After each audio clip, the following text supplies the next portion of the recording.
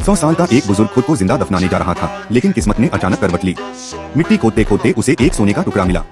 उसकी आंखें चमक उठीं और वह पागलों की तरह और खोदने लगा। देखते ही देखते वहाँ सोने का ढेर निकल आया। जिसे मरने की तलाश थी, उसे जीने की वजह मिल गई। वह खुशी से कांप उठा, अपने मुंह को हाथ से ढक लिया ताकि उसकी आवाज इस चमत्कार को तोड़ न दे। अब उसे लगा कि उसकी बाकी जिंदगी आराम से कट जाएगी, लेकिन उसे क्या पता था कि यही सोना उसे एक खतरनाक अंधेरे में धकेल देगा।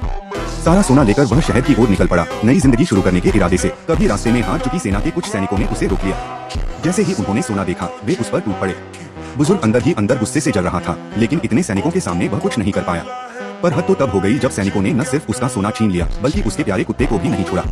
यह देखकर बुजुर्ग का गुस्सा फट पड़ा। जो सैनिक अभी तक उसका मजाक उड़ा रहे थे, अगले ही पल उनकी मौत बन गया। एक का सिर चीर दिया, दूसरे को पेट में घोंप दिया।